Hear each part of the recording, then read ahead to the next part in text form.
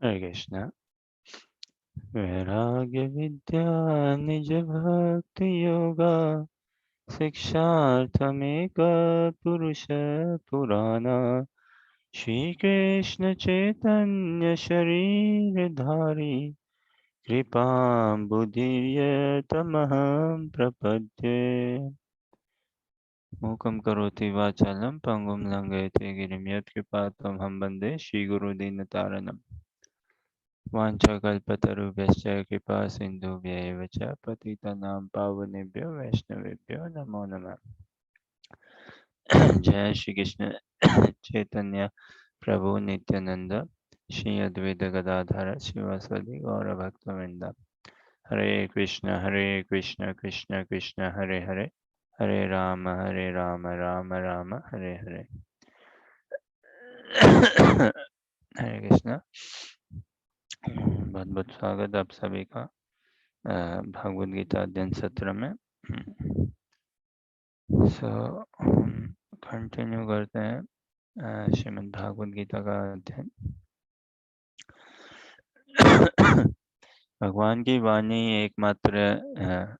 भगवान की वाणी, भगवान के दिव्य वचन, भगवत ज्ञान, भगवत विधि, भगवत भक्ति, भगवत सेवा, सबसे ऊंचा वास्तव में भगवत सेवा। प्रयोजन तो यही है ना भागवत गीता का, कि भागवत गीता के अनुशीलन से हम भक्त बने।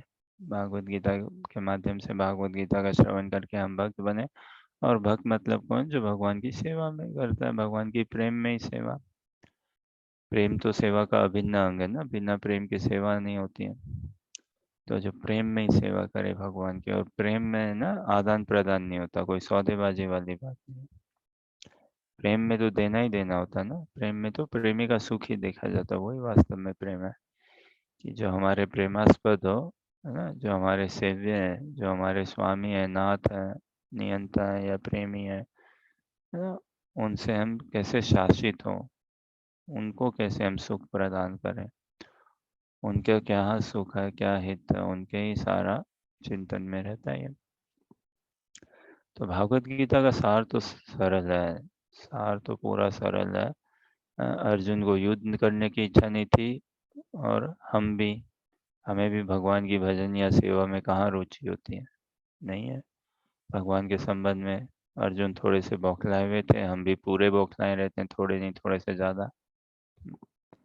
अर्जुन तो भगवान ने चयन किया अर्जुन का, और उनको अपनी योजना के अंतर्गत अर्जुन को मोह में डाला। हम तो स्वयं से ही मोहित हुए पड़े ना, स्वयं की इच्छा को लेके ही मोहित हुए पड़े संसार में। तो क्या अर्जुन को लेकिन ये दिव्य संवाद सुन के अर्जुन ने भगवान की जो इच्छा है उसके लिए अपने आप को नियोजित किया। भगवान की शरणागति ली, और भगवान की शरणागति लेते हुए भगवान की इच्छा के लिए अपने आप को क्रियान्वित किया, भगवत सेवा में अपने आप को तत्पर बनाया, है ना। और हमारे लिए भी वही संदेश है भागवत गीता का अध्ययन करके, हम भी कैसे भगवान की इच्छा को समझ सकें, और भगवान की सेवा, भगवान के उद्देश्य को, भगवान के कार्य में कैसे हम अपने आप को नियोजित कर सकें। तो भगवान का उद्देश्य, हित, कार्य तो एक ही है, जीव मत हम सभी का कल्याण के लिए ना, ये भगवान का एजेंडा है। और हमारा परम हित, परम कल्याण कहाँ पे है? भगवान के संग में, भगवान की सेवा में, भगवान के साथ संबंध में। उसमें हम शाश्वतता पाएंगे, उसमें हम वास्तव में सुख और शांति पाएंगे। तो ये आशा अभिलाषा, इस समझ, इस उद्देश्य के अंतर्गत हम आज अपने भागवत गीता का अध्ययन शुरू करते हैं। अध्याय 5 श्लोक संख्या 23 से।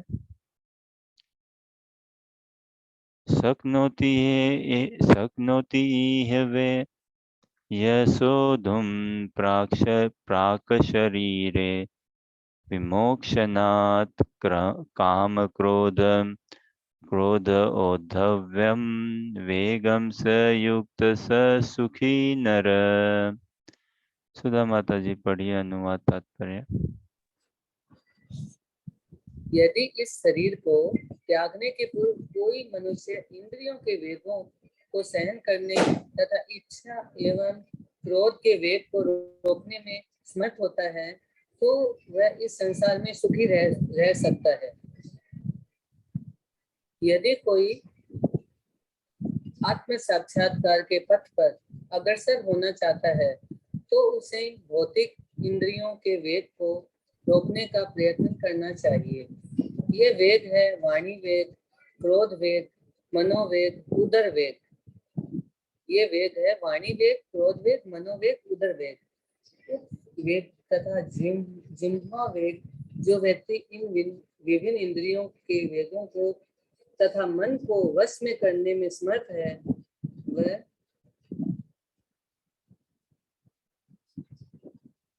गोस्वामी या स्वामी कहलाता है।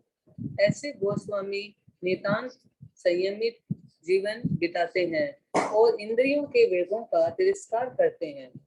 भौतिक इच्छाएं पूर्ण न होने पर क्रोध उत्पन्न होता है और इस प्रकार मन, नेत्र तथा वक्ष स्थल उत्तेजित होते हैं। अतः इस शरीर का परित्याग करने के पूर्व मनुष्य को इन्हें वश में करने का अभ्यास करना चाहिए। जो ऐसा कर सकता है वह स्वर्ग स्वरूप सिद्ध माना जाता है और आत्म साक्षात्कार की अवस्था में वह सुखी रहता है। योगी का कर्तव्य है कि वह इस इच्छा तथा क्रोध को वश में करने का भरसक प्रयत्न करे।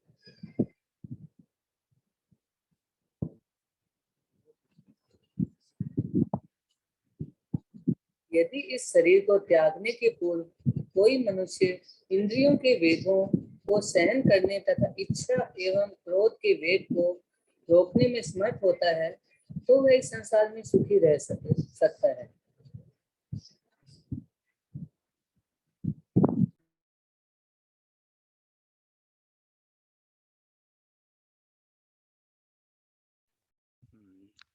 बहुत सुंदर अनुवाद, बहुत सुंदर तात्पर्य। वेग मतलब क्या हुआ?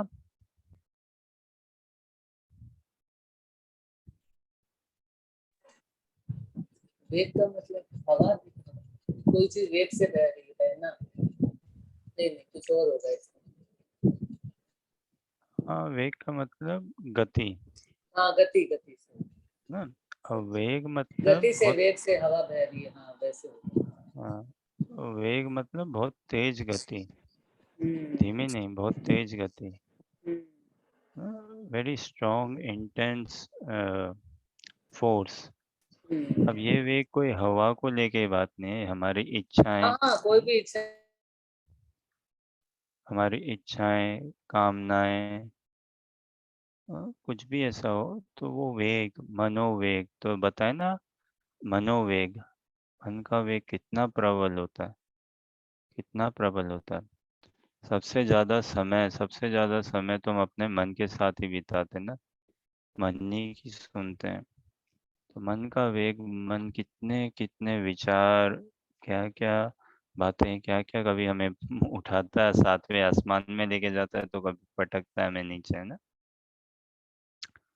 तो मन का वेग, इंद्रियों का वेग, वाणी का वेग, बोलने का, कईयों को कितना रहता है ना बोलने के लिए, बोलने के लिए कितना है, बोलने के लिए। और देखे होंगे ना कई लोग फोन में 2 घंटा तो ऐसे ही बात कर सकते हैं, 3 घंटा तो नॉर्मल बात कर सकते हैं, डेली रेगुलर बेसिस में 2-3 घंटा, 2-3 घंटा ईजी। कई देखते हैं ना कि भाई 1 हफ्ता हो गया मैंने अपने बहन से बात नहीं करी, 1 हफ्ते हो गया मैंने अपने भाई से बात नहीं करी, मैंने अपने सहेली सखी से बात नहीं करी। तो पूरे हफ्ते का क्या, और वो रिपीटेशन क्या, ले दे के वही बात, ले दे के वही रिपीटेशन। पता है तुम्हें, पता है क्या हुआ, पता है ये बताऊं, एक बात बताऊं, एक बात बताऊं, कुछ पता है ना, क्या नया, क्या नया, इनके क्या हुआ, उनके क्या हुआ, इत्यादि समथिंग। खैर, तो ये वाणी का वेग, फिर मन का वेग, क्रोध, है ना। कईयों को क्रोध तो आया हुआ ही रहता है, एकदम आया हुआ ही रहता है। उदर वेग, उपस्थ वेग, और ये आपका जीवा वेग। उदर वेग पेट पेट, ये खाने को मन है, वो खाने को मन है इत्यादि। और फिर उधर उपवस्त वेग है ना, और फिर जीवा वेग, जीव कितनी चटोरी जीव, इतना नचाती है। खाने को चाहिए या बोलने को चाहिए इसको। तो खैर ये मनुष्य जीवन पूरा मिला है ट्रेनिंग के लिए, अपने आप को ट्रेन करने के लिए, अपने मन और इंद्रियों पे विजय काबू पाने के लिए। विजय पूरा नहीं भी हो लेकिन प्रयास तो करें ना हम काबू पाने के लिए। और वो किस लिए, मन और इंद्रियों पे काबू पाने के लिए, ताकि उनको शुद्ध बनाने के लिए। भौतिक जगत मतलब बाय डिफॉल्ट कि हम गंदगी में हैं, बाय डिफॉल्ट। भले ही कितने अच्छे देश में, कितने अच्छे परिवार में, कितने अच्छे संस्कारों के साथ कोई जन्म भी ले, तो भी है तो गंदगी ना। भले ही रजोगुण तमोगुण का कम आवेश है, लेकिन फिर भी सतोगुण तो है ना। सतोगुण भी तो बांधने वाला ही है। और जो ये संसार इतना गुणों से भरा हुआ है, इतना गुणों से है, तो क्या फिर हम, कोई गारंटी थोड़ी ना कि आज हम सतोगुण में और कल रजोगुण तमोगुण में हम नहीं जा सकते। एक हवा का झोंका है और फिर जाती है ना बुद्धि। दूसरे अध्याय में भगवान ने समझाया ना कि कितना लोग जो गुणों में हैं वास्तव में, भले ही मतलब कोई योगी क्यों ना हो, है ना, स्पिरिचुअल प्रैक्टिशनर भी क्यों ना हो, लेकिन अगर गुणों में है तो ज़्यादा समय ना लगे कि कब ध्यान तपस्या भंग हो जाए। और देखा है ना प्रैक्टिकल शास्त्रों में, और देखा हमने व्यक्तिगत रूप से भी देखते हैं ना। भक्ति में आना तो हेतु की कृपा है, आसान तो नहीं कह सकते सच, आसान या क्या, सब कृपा की बात है। तो भक्ति में आना तो निश्चय ही हेतु की कृपा है। अ, कभी ना कभी हमने किसी जन्म में महत्संग किया होगा। क्या बड़ी बात हो अगर पिछले जन्म ही किया हो। और ये महत्संग, महत्संग मतलब शुद्ध भक्तों का, दिव्य पुरुषों का, महात्माओं का, महापुरुषों का संग हमें मिला हो, क्या पता पिछले जन्म में मिला हो। और उनकी हम थोड़ी सेवा भी कर पाए और वो हमारे सेवा से प्रसन्न भी हुए, तो फिर हमारे लिए और द्वार खुल जाते हैं साधु संग करने का, है ना। और ये साधु संग का द्वार खुल जाता है, लेकिन ये द्वार अब इस जन्म में भी अहेतु की कृपा से हम भक्ति में आते हैं। तो आसान तो नहीं कह सकते उसको, कृपा की बात है पूरी की पूरी। और भक्ति में रहना, अब ये हमारे ऊपर बहुत ज़्यादा इसका दायित्व हो जाता है, प्रेरोगेटिव कि we stay in the path of devotional service. और रहना ही नहीं केवल, फिर उसमें कैसे हम बढ़ते भी रहें, बढ़ते भी नहीं रहे ना। तो उत्साह, है ना, जो हमारा निश्चय है और जो हमारा धैर्य है, उसमें शिथिलता नहीं है। एंथुसियाज्म में इन प्रैक्टिसिंग कृष्णा कॉन्शियसनेस, और पेशेंस में हम पेशेंस बने रहे, अधीर ना हो, है ना। ओह 6 महीने से कर रहा हूँ कुछ हो नहीं रहा है, 4 महीने से कर रहा हूँ कुछ हो नहीं, अधीर ना हो हम, रेस्टलेस, ये ऐसा इम्पेशेंट, ये नहीं। उत्साह बना रहे और एक कॉन्फिडेंस, कॉन्फिडेंस होना चाहिए ना स्वयं पे, भक्तों पे, भक्ति के अंगों में। तो ये भले ही अब इसमें प्रोग्रेस करना है तो भक्ति में आना तो हेतु की कृपा है। भक्ति में रहने में हमारा, वन शुड टेक इंडिविजुअली एक रेस्पॉन्सिबिलिटी, एक दायित्व। और वास्तव में विजय तो वही है भक्ति में। देखिए भक्ति के मार्ग में विजयी तो वही है। विनर कौन है? One who is participating, who is still continuing, ना, who is still in the race, who is still in the chase, in the look after Krishna, वही विनर है। संसार में हम देखते हैं कि हाँ विनर कौन है भाई, जिसने एफर्ट्स मार के सबको पीछे कर दिया और सबसे पहले आ गया, है ना, सबसे पहले रस्सी छू दिया, पार हो गया, हाँ भाई आप फर्स्ट प्राइज के विनर हो। लेकिन भक्ति में ऐसा नहीं है कि हम किसी को पीछे छोड़ के आगे निकल जाए और भगवान को मैं पहले पा लूँ, वो भाव नहीं है ऐसा। हाँ, भक्ति में तो और सेवा का ही भाव है। और भक्ति का ये कॉन्ट्रास्ट ऐसा है ना कि व्यक्ति जितना, ये देखिए ये साइन ऑफ एडवांसमेंट है, जितना व्यक्ति एडवांस्ड होगा ना, वो अपने आप को उतना ही पतित समझेगा, उतना ही पतित जानेगा, मानेगा। वो अपने आप में उतनी नग्नता को अनुभव करेगा, देखेगा या पाएगा। तभी भगवान की कृपा और आकृष्ट हो पाएगी, तभी और आकृष्ट हो पाएगी। तो इन वेगों को, संसार में तो इतने फोर्स है ना, और देखिए भले ही हम इतने रजोगुनी तमोगुनी नहीं हो, लेकिन कई चीजें हम इन्फ्लुएंस तो होते ही हैं। हमारे संस्कार हमें इन्फ्लुएंस करते ही करते हैं। फिर क्या, समय इन्फ्लुएंस करता है। समय मतलब दिन का समय भी, और हमारी भी शारीरिक अवस्था भी, हमारी शरीर की आयु भी। जब बच्चे में होते हैं तो एक अलग गुणों से हम अनुभव, ये इन्फ्लुएंस होते हैं ना। थोड़े बड़े रहते रहो तो अलग गुणों से इन्फ्लुएंस होते हैं। यौवन अवस्था में अलग गुणों से इन्फ्लुएंस होते हैं, इत्यादि ऐसे करके। तो हमारे एक शारीरिक उम्र के अनुसार भी, समय के अनुसार फिर इन्फ्लुएंस होते हैं। दिन का समय के अनुसार भी इन्फ्लुएंस होते हैं, मौसमों के अनुसार इन्फ्लुएंस होते हैं, इत्यादि। स्थान से इन्फ्लुएंस होते हैं, किस स्थान में कहाँ पे हम रह रहे हैं, कहाँ पे हम अधिक समय बिताते हैं। सारी एनर्जीज हमें खींचती है ना। या अब अगर हम ऊंचे नहीं हो तो फिर हम दबेंगे ही दबेंगे। तो संस्कार, समय, स्थान, स्वभाव, नीच का स्वभाव, और ऊपर से संग। संग, अभी फिजिकल हम किन्हीं के संग में हो, या फिर ऑनलाइन या इस माध्यम से भी। थोड़ी ना हम कोई समझे, इतने इतने बड़े बड़े लोग हैं संसार में, उनके साथ थोड़ी ना हम व्यक्तिगत संग बनाते हैं, बिताते हैं, नहीं। लेकिन वो टीवी इत्यादि के माध्यम से वो जो कहते हैं, और उसका हम संग करते हैं, और उसका हम अनुमोदन करते हैं, एक्नॉलेज करते हैं उसको, है ना। उसको हम सर्टिफाई देते हैं अपना, और हम उनकी बातों को मानते हैं एकदम। साधुओं को हम कितना सुनते हैं, भक्तों को कितना सुनते हैं, सुन के भी उनकी बातों को कितना मानते हैं, कितना अमल करते हैं, कितना जीवन में उतारने का प्रयास करते हैं, बहुत कम। तो ये वेग तो है, और इस संसार में भटकाव तो है ही, चाहे कोई किसी भी समय, स्थान, घर, परिवार, कुल, कुछ भी कहो आप हो, भटकाव तो पूर्ण रूप से है। तो इनको अब, ये मनुष्य जीवन, वही बात फिर से कि हमें मिले हैं ट्रेनिंग के लिए, हमारे माइंड और सेंसेस को कंट्रोल करने के लिए, है ना, उन पे नियंत्रण पाने के लिए, उनको शुद्ध बनाने के लिए।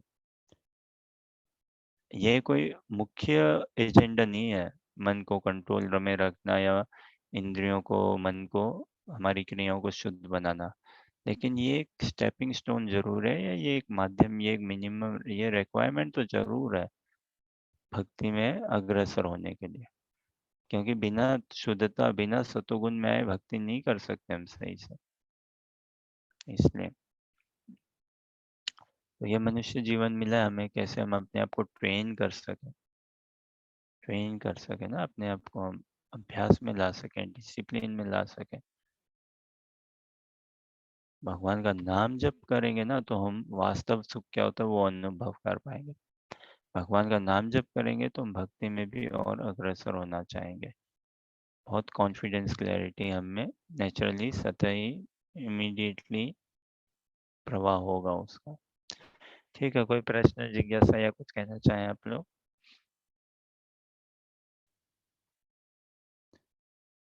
ओके, तो नेक्स्ट देखते हैं। यो अंत सुखो अंतराराम, यो अंत सुखो अंतरा आराम, आरामस्तथा अंतर्योजिते योजिते रवये, स योगी ब्रह्म निर्वाणम ब्रह्मभूतो अधिगच्छति। ओके, अनुजा पढ़िए।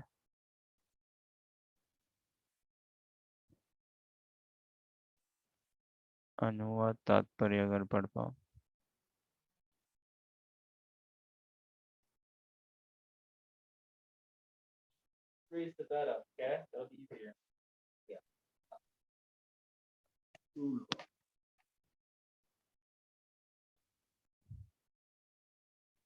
अनुजा पढ़ पाएंगे क्या अनुवाद तात्पर्य?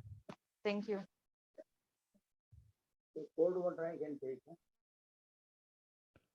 ठीक है हर्षा, आप पढ़िए।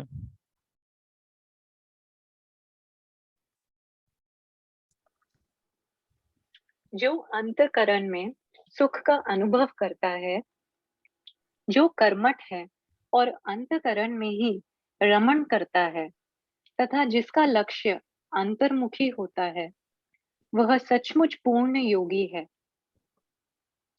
वह पर ब्रह्म में मुक्ति पाता है और अंततो गत्वा ब्रह्म को प्राप्त होता है।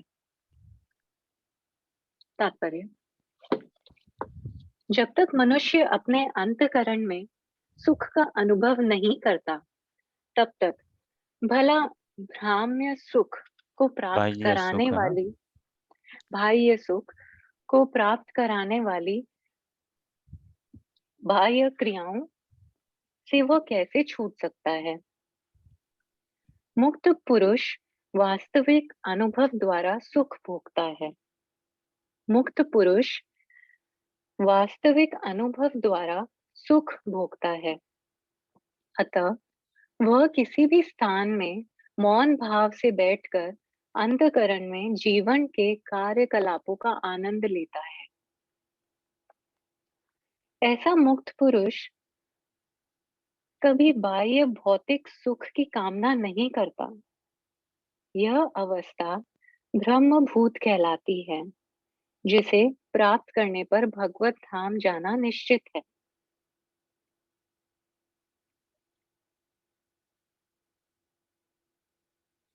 जो अंतःकरण में सुख का अनुभव करता है, जो कर्मठ है और अंतःकरण में ही रमण करता है, तथा जिसका लक्ष्य अंतर्मुखी होता है, वह सचमुच पूर्ण योगी है। वह परब्रह्म में मुक्ति पाता है और अंतदुगत्वा ब्रह्म को प्राप्त होता है।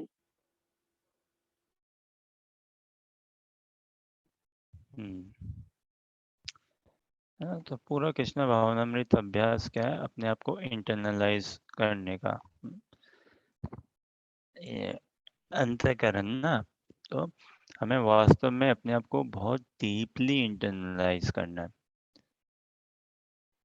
आत्मा की भी देखिए बुद्धि है, होती है आत्मा की भी, और क्या बोलते हैं, आत्मा का भी मन, आत्मा का भी इंद्रियां होती है, लेकिन वो सब विशुद्ध सत्व एकदम प्योर प्योर ट्रांसेंडेंस में होती है। तो उसी तरह से हमें अभी इंटरनलाइज करना है, अपने माइंड, सेंसेस, इंटेलिजेंस, इन सब को प्यूरिफाई करना है, ईगो। और ऐसी बात है, भक्ति के अंगों को जब हम अंगीकार करेंगे, विशेष करके भगवान का नाम जप करेंगे ना, तो ऐसा नहीं है कि हमें अलग से मन के लिए, अच्छा ये काम मैं अपने मन के लिए कर रहा हूँ, मन को दिव्यता की ओर ले जाने के लिए, और ये काम मैं अपने इंद्रियों को दिव्यता की ओर ले जाने के लिए कर रहा हूँ, ये कर रहा हूँ मैं अपने बुद्धि को दिव्यता की ओर, अहंकार को दिव्य ना। भगवान के नाम जप से स्वतः ही इंद्रियां, मन, बुद्धि, अहंकार सब एक लाइन पे आ जाएगी, और सब दिव्यता को फिर ना भगवान के शुद्ध नाम जप से, भागवत गीता के अनुशीलन से, श्रीमद् भागवतम के अनुशीलन से हमारा जो मिथ्या अहंकार है वो घुल जाएगा, पूरा का पूरा घुल के एकदम, जैसे होता है ना डिसॉल्व, जैसे हवा में इवापोरेट हो जाएगा, वो हवा में एकदम चला जाएगा। कहने का आशा है कि हमारा, हम अपने आप को फिर इस बद्ध शरीर, बद्ध जीवन, बद्ध चेतना से कभी कांटेक्ट में कभी हम एसोसिएट नहीं करेंगे, है ना। प्रयोजन तो पूरा यही है कि कैसे हम अपने आप को भगवान के शुद्ध भक्त हम में बनने का दमखम है, उस भाव में हम कैसे लेके आए अपने आप को।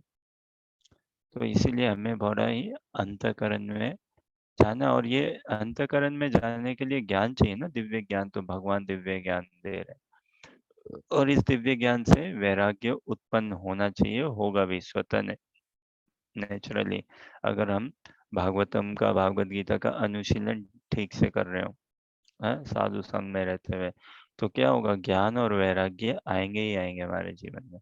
यह बिना ज्ञान और वैराग्य के भक्ति नहीं होती।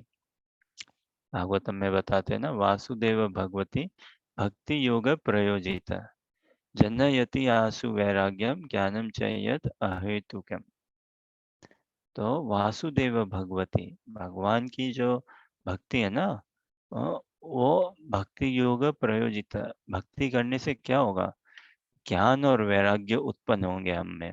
भगवान के भजन करेंगे ना, भगवान की भक्ति, तो ज्ञान मतलब दिव्य ज्ञान आएगा, विवेक उत्पन्न होगा कि इस संसार में, इस संसार को कैसे छोड़े वंस फॉर ऑल, शरीर कैसे छोड़े वंस फॉर ऑल। भगवत बुद्धि जागृत होगी, भगवत ज्ञान जागृत होगा। भगवान कौन है, क्या हमारा संबंध है, भगवान को तत्वतः हम जाने समझे, वो रुचि, वो सब प्रयास करेंगे। तो ये ज्ञान, ऐसा ज्ञान अर्जित करने पे वैराग्य नेचुरल आएगा। क्योंकि संसार फीका फीका लगेगा। संसार तो है ही टूटने के लिए ना। सपना किस लिए आता है? टूटने के लिए आता है। सपना टूटने के लिए आता है। तो वैसा ये संसार है, सब स्वप्नवत। ऐसी बात नहीं है कि ये संसार पूरा ही मिथ्या है या सब कुछ मिथ्या ना। है सत्य, लेकिन है क्षणिक, थोड़ी देर का। आप सपना भी देखिए, सपना थोड़ी ना मिथ्या होता है। ऐसा नहीं कह सकते ये पूरा फॉल्स है सपना, इल्यूजन है, नहीं। जब वो आ रहा है तब तो सत्य ही है ना। बस ये है कि वो थोड़े टाइम के लिए है। लेकिन जितने टाइम के लिए उस सपने में, अब सपने में समझिए हमारे पीछे शेर पड़ रहा, या हमें कोई आके पुरस्कार दे रहा है, तो अगर शेर हमारे पीछे पड़ रहा होता है सपने में, तो हमें भय नेचुरल होता ना। तो भले ही वो सपना है, लेकिन उसमें हमारा अभिनिवेश, एब्जॉर्प्शन, या उसके साथ एक आत्मीयता, ये एक अंडरस्टैंडिंग, या उसको हम सत्य मान चुके ना, तो भय उत्पन्न होता ही है। और अगर सपने में पता चले कोई पुरस्कार दे रहा है, भले ही वो सपना है, लेकिन हम तो उसको ही सत्य मानते ना, तो हम बड़े प्रसन्न भी होते हैं। लेकिन at the end of the day, शेर पीछा या ये पुरस्कार, ये सब क्षणिक ही है। जिस दिन शरीर गया तो चला जाएगा ये सब। हाँ? फिर दूसरे शरीर मिलेगा, चेतना हमारी, और के हिसाब से फिर हम विकसित करें या अविकसित रखें। ये मनुष्य जीवन मिला है, हम कैसे अपने थॉट सबको इंटरनलाइज कर सके। इंटरनलाइज का मतलब कि कैसे हम मैटर में अट्रैक्टेड ना हो, है ना, और सेंस ग्रेटिफिकेशन में अपने आप को अट्रैक्ट ना करें। मैटर और मैटर के इंटरेक्शंस में हम इतना अपने आप को एसोसिएट, उसमें सुख ना देखें, उसके हम इतने प्रभावित ना हो, टेम्प्ट ना हो। और कैसे हम इंटरनलाइज, मतलब हम कौन है, हमारी आइडेंटिटी क्या है, आत्मा है ना, भगवान के हैं, क्या संबंध है, उस चीज में हम और कितना अपने आप को इंटरनली ले जा सकें।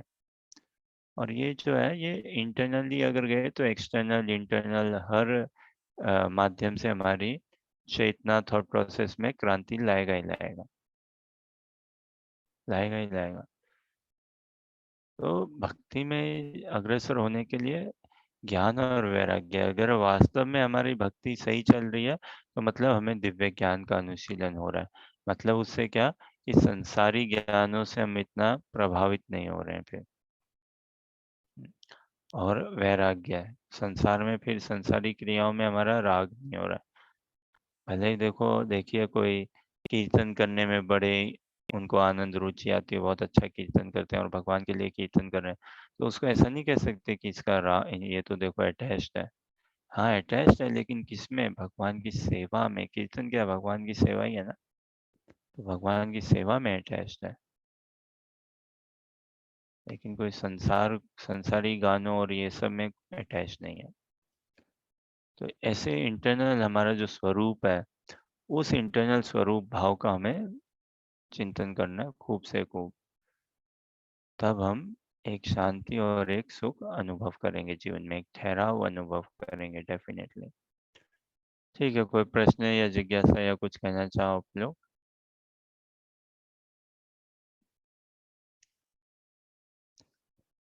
Okay, let's see next then.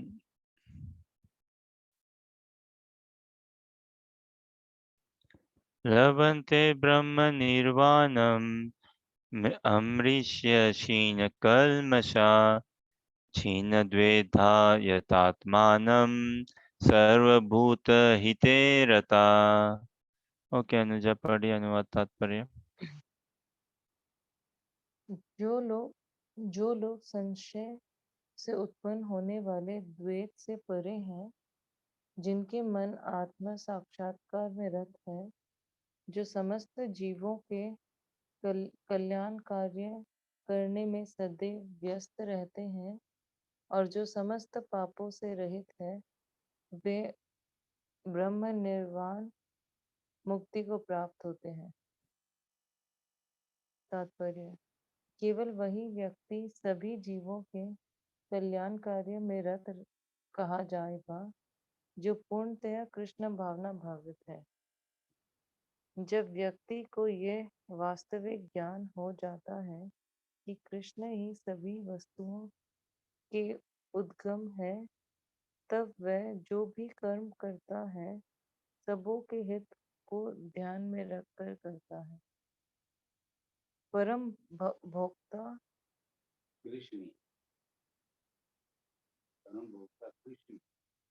परम भोक्ता, परम नियंता तथा परम सखा कृष्ण को भूल जाना मानवता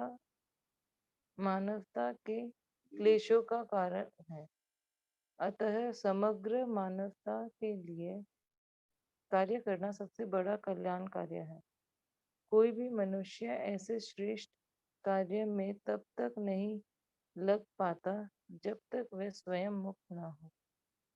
कृष्ण भावना भावित मनुष्य के हृदय में कृष्ण की सर्वोच्चता पर बिल्कुल संदेह नहीं रहता। वह इसीलिए संदेह नहीं करता क्योंकि वह समस्त पापों से रहित होता है। ऐसा है यह देवी प्रेम। दैवी प्रेम है। दैवी प्रेम मतलब ट्रांसेंडेंटल, दिव्य प्रेम। पढ़िए। जो व्यक्ति मानव समाज का भौतिक कल्याण करने में ही व्यस्त रहता है, वह वास्तव में किसी की भी सहायता नहीं कर सकता। शरीर तथा मन की क्षणिक खुशी संतोषजनक नहीं होती। जीवन संघर्ष में कठिनाइयों का वास्तविक कारण मनुष्य द्वारा परमेश्वर से अपने संबंध की विस्मृति में ढूंढा जा सकता है। जब मनुष्य कृष्ण के साथ अपने संबंध के प्रति पूर्णतया सचेत रहता है, तो वह वास्तव में मुक्त आत्मा होता है, भले ही वह भौतिक शरीर के जाल में फंसा हो।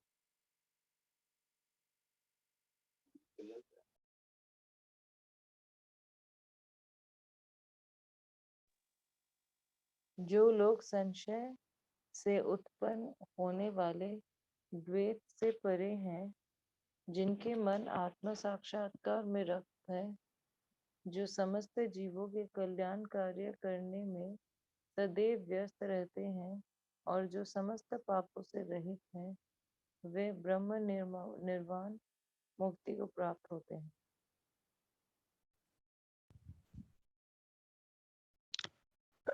कृष्ण भावनामृत हमें परम औदार्य बनना सिखाता। कैसे हम औदार्यता को पाए। औदार्यता मतलब काइंडनेस, चैरिटीनेस या उससे भी बढ़ गई। तो कैसे हम औदार बने। वैसे तो परम औदार तो भगवान ही और महाप्रभु इस रूप में विशेष करके परम औदार्य है। लेकिन क्योंकि हम महाप्रभु की परंपरा में या महाप्रभु के भक्त हैं ना, तो हम सब भी औदार्य हैं उस दृष्टिकोण से। औदार्य मतलब one who gives out mercifully without much consideration. तो कृष्णा भावनामृत हमें सिखाता समझाता, who can give out freely without much consideration, who has got ample, है ना। अब जैसे कोई बहुत ही धनी हो, बहुत ज्यादा धनी हो, तो वही खुले हाथों से लुटा सकेगा ना, जिसके पास धन की कोई कमी नहीं है। उसी प्रकार हम भी कृष्ण प्रेम में लबालब धनी बने, और खूब लुटाएं, खूब वितरण करें। और एक्चुअली सारा पैराडॉक्स है ना, आध्यात्मिक जीवन में तो सार प्राय सब नियम कानून उल्टे ही चलते हैं। तो संसार में ऐसा है कि आप जितना लुटाओगे उतना आपसे घटता जाएगा, है ना, उतना आप कम, आपके पास कम रहते रहेगा। लेकिन भजन में ये सिद्धांत ऐसा लागू नहीं होता। भजन में क्या कहते हैं, हरि भक्ति भंडार की बड़ी अनोखी बात। भगवान की भक्ति, हरि भक्ति भंडार की बड़ी अनोखी बात। क्या अनोखी बात है, ज्यों ज्यों खर्चे त्यों बढ़े, ज्यों रखे घट जात।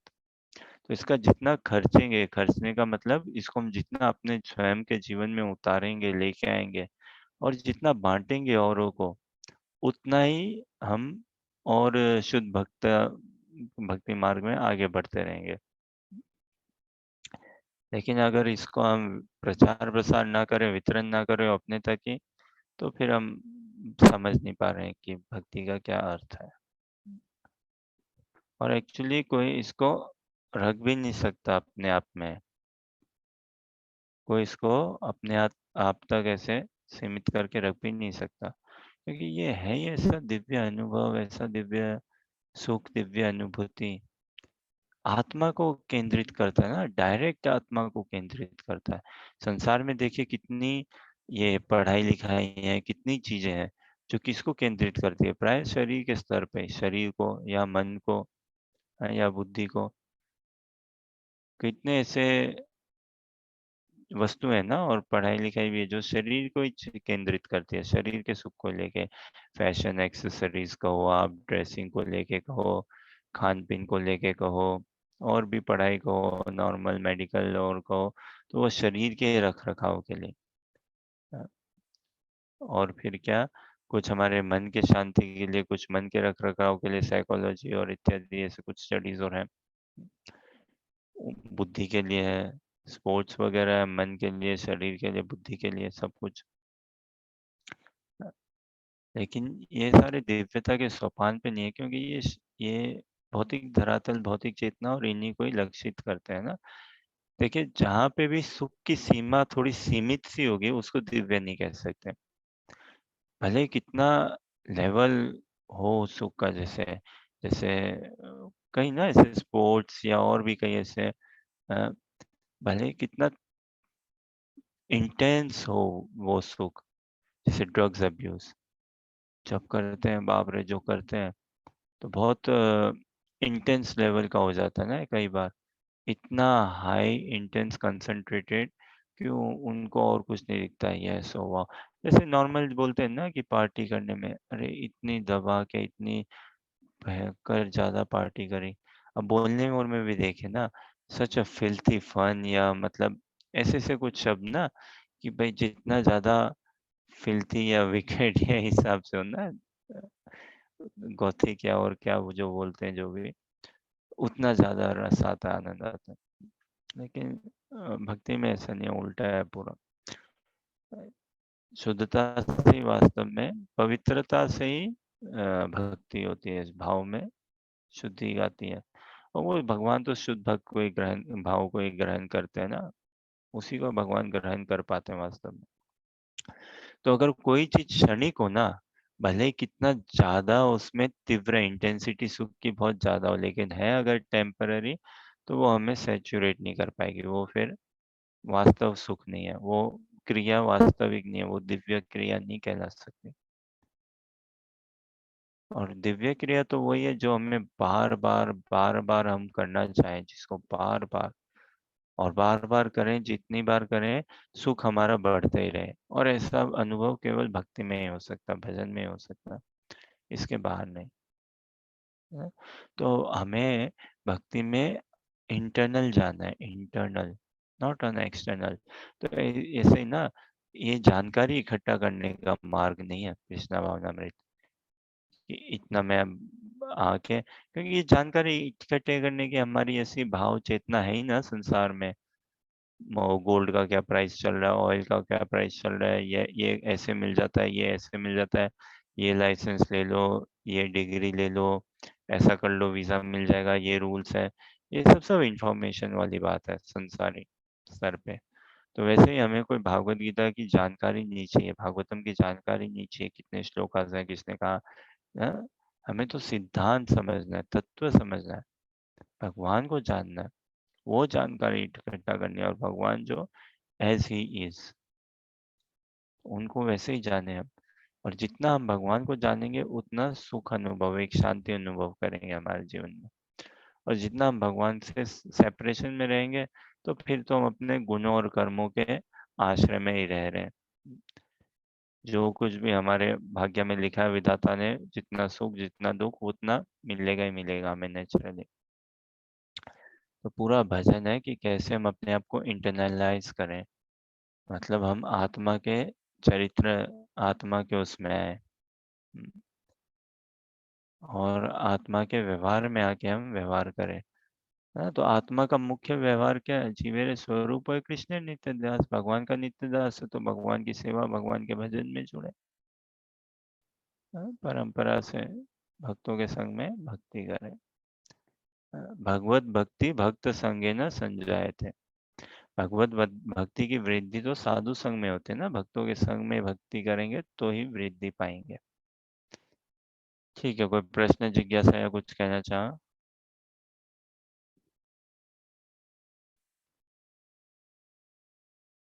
Okay, let's see next.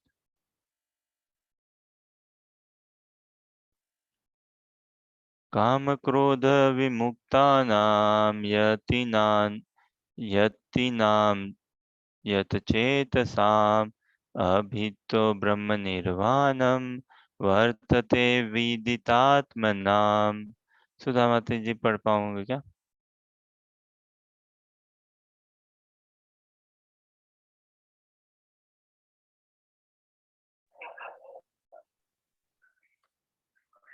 जो क्रोध तथा समस्त भौतिक इच्छाओं से रहित है, जो सर्व प्रसिद्ध आत्म संयमी है और संग सिद्धि के लिए निरंतर प्रयास करते हैं, उनकी मुक्ति निकट निकट भविष्य में सुनिश्चित है। तात्पर्य, मोक्ष के लिए सतत प्रयत्नशील रहने वाले साधु पुरुषों में से जो कृष्ण भावना भवित होता है वह सर्वश्रेष्ठ है। इस तथ्य की पुष्टि भागवत में किस प्रकार हुई है, ये आप पढ़िए।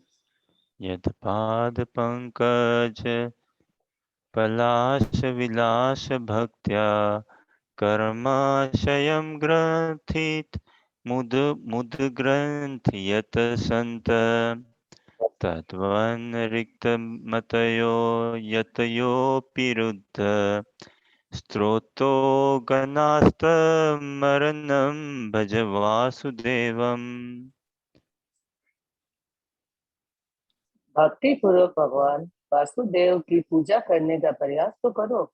बड़े से बड़े साधु पुरुष भी इंद्रियों के वेग को उतनी कुशलता से रोक पाने में समर्थ नहीं हो पाते जितना कि वो सकाम कर्मों की तीव्र इच्छा को समूल नष्ट करके और भगवान के चरण कमलों की सेवा करके दिव्य आनंद में लीन रहते हैं।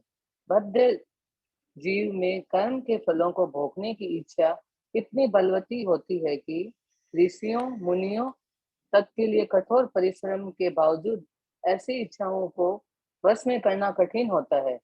जो भगवत भगवत भक्त कृष्ण चेतना में निरंतर भक्ति करता है और आत्म साक्षात्कार में सिद्ध होता है, वह शीघ्र ही मुक्ति प्राप्त करता है।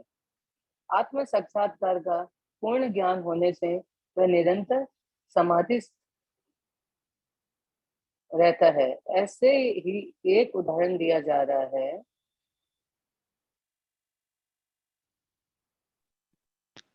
दर्शन ध्यान संस्पर्शो मत्स्य कूर्मा विहंगमा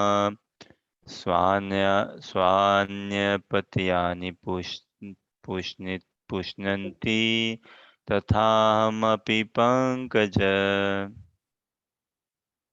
मछली, कछुआ तथा पक्षी केवल दृष्टि, चिंतन तथा स्पर्श से अपनी संतानों को पालते हैं। हे पदमश, मैं भी उसी तरह करता हूँ। मछली अपने बच्चों को केवल देखकर बड़ा करती है। कछुआ केवल अपने चिंतन द्वारा अपने बच्चों को पालता है। कछुआ अपने अंडे स्थल में देता है और वह स्वयं जल में रहने के कारण निरंतर अंडों का चिंतन करता रहता है। इसी प्रकार भगवत भक्त भगवत धाम से दूर स्थित रहकर भी भगवान का चिंतन करके कृष्ण भावनामृत द्वारा उनके धाम पहुंच सकता है। उसे भौतिक कलेशों का अनुभव नहीं होता।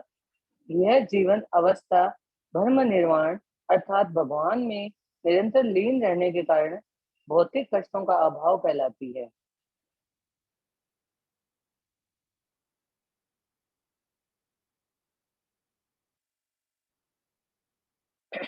जो क्रोध तथा समस्त भौतिक इच्छाओं से रहित है, जो स्वरूप स्वरूप सिद्ध आत्म संयमी और संग सिद्धि के लिए निरंतर प्रयास करते हैं, उनकी मुक्ति निकट भविष्य में सुनिश्चित है।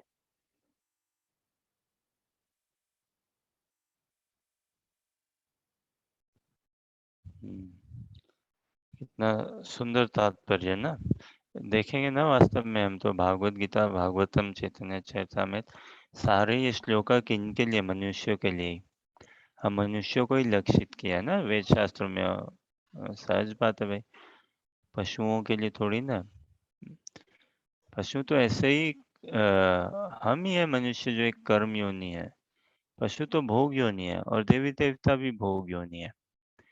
पशु अपना कष्ट भोग रहे हैं, है ना? कष्ट भोग के वो ऊपर आने का प्रयास कर रहे हैं कि मनुष्य शरीर मिले हमें। और वृक्ष इत्यादि ये सब भी भोग योनि है, ये सब भी अपने कष्ट ही भोग रहे हैं। और कि कब हमारा समय पूरा हो इन शरीरों में और हमारी यात्रा कब मनुष्य शरीर हमें प्राप्त हो। और देवी देवता भी भोग योनि है, वो कष्ट नहीं भोग रहे, वो सुख भोग रहे हैं स्वर्ग में, है ना? ऊंचे के लोगों में वो स्वर्ग में, ऊंचे के लोगों में सुख भोग रहे हैं। कि पूरा आनंद में एक प्रकार से इंद्रिय तृप्ति में वो सुख भोग रहे हैं खूब से खूब। और फिर वो भी क्या होगा, उनका भी टाइम अप होता है। एक एक समय होती है, एक समय तक ही वो सुख भोग पाते हैं, एक समय होता है। और जब उनका कोटा पूरा हो गया तो भाई ठीक है, क्षीणे पुण्य मृत्यु लोकम विसंति। पुण्य जब उनके खत्म हो जाएंगे, क्षीण हो जाएंगे, तो फिर वापस इसी पृथ्वी लोक में उनका आगमन होगा, फिर आना होगा उनको, और फिर वापस से शुरू करें। तो एकमात्र मनुष्य योनि ऐसी है जो कर्म योनि है, बाकी तो भोग योनि है। और हम कर्म योनि से छूट के, कर्म भूमि से छूट के यहीं पे हम प्रेम भूमि या प्रेम योनि में अपना अपने आप को ट्रांसफर कर सकते हैं ना। और ये देखिए संभव है, जैसे अब प्रकृति के माध्यम से ही हम समझ सकते हैं ना कितना कि भगवान है। और भक्ति और कई चीजें कि हम हमारी समझ के बाहर है। और हम इतने विद्वान नहीं और ना ही हम सब कुछ समझ पाएंगे।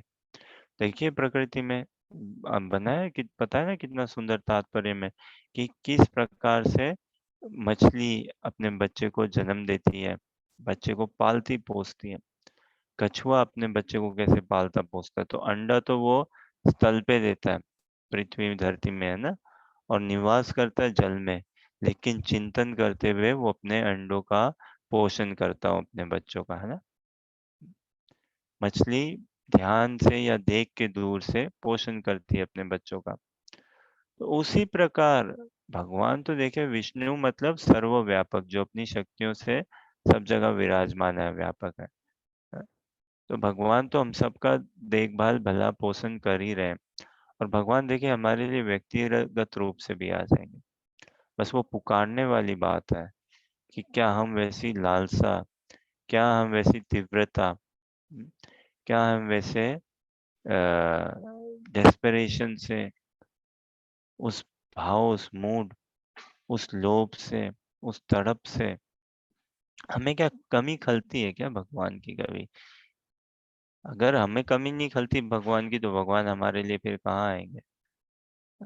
भगवान कोई ऐसी बात नहीं ना कि भाई तुम्हें कमी भी नहीं खा ली है, चलो फिर भी मैं आ जाता हूँ। हम हमारी वैल्यू नहीं करा पाएंगे ऐसे समझ में। द्रौपदी को कमी खली ना, खूब खली, पांडवास को, और भी सब प्रणाली में हम देख सकते हैं ना, शुद्ध भक्तों को, आचार्यों को, वरिष्ठ वैष्णवों को। देखिए जब संसार का ही उदाहरण ना, किसी चीज की कमी खलती है, हमें डेस्परेशन उत्पन्न होता है है ना। क्यों? क्योंकि उसका हम अर्थ, मोल या समझते हैं, भाव समझते हैं, और हम जानते हैं कि मैं अपने आप को इससे अटैच करूं तो सुखी होऊंगा, ये मिल नहीं रहा तो मैं खूब प्रयास करता हूँ। क्योंकि एक लोभ, लोभ बिना किसी चीज में लोभ हुए, उत्पन्न हुए, डेस्परेशन नहीं हो पाएगा। अभी समझिए किसी को, किन्हीं को बेसबॉल का बड़ा शौक हो, और बेसबॉल का गेम स्टार्ट होने वाला है, तो अब लोभ है ना बेसबॉल की गेम के प्रति। तो अब व्यक्ति चाहेगा कि डेस्परेटली कैसे मैं ऑफिस के काम से छूटूं, जल्द से जल्द छूटूं, ताकि जाके बेसबॉल का गेम देखूं। श्री श्री घोड़ंताय मायापुर शशि की जय। यूरोप में फुटबॉल बड़ा प्रसिद्ध है।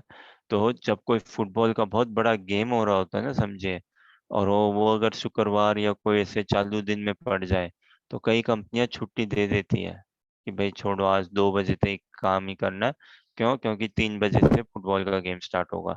तो 2 बजे करके सब अपने घर घर जाओ, 3 बजे तक पहुंच जाओ, फुटबॉल का गेम देखो। क्योंकि पता है लोगों को इतना लोभ है, डेस्परेशन। तो ये लोभ से डेस्परेशन उत्पन्न होगा, और बिना डेस्परेशन के तो कैजुअलिटी है, बिना डेस्परेशन के साधना नहीं होती है ना, फिर तो बहुत कैजुअलिटी है। और ये सारा कथन, भागवत गीता भागवतम का ये कथन श्रवण, ये सब हमें ये एक तीव्रता, इंटेंसिटी, डेस्परेशन, उत्कंठा, है ना, एंथुसियाज्म, वो डेस्परेशन, और क्या है, ग्रीड, लोभ उत्पन्न कराने के लिए। और उस लोभ में, इस डेस्परेशन में हम ये अनुभव करें कि भगवान, भगवान की दिव्यता को अनुभव करने के लिए, और भगवान आप कितने दिव्य हो, कितने हमारी समझ और पकड़ के बाहर हो। हम कितना ही प्रयास कर लें, भगवान आप दूर ही हो हमसे, लेकिन फिर भी भगवान आप हमें चाहिए। अब आप ही चाहिए कृष्णा हमें, अब आप ही चाहिए।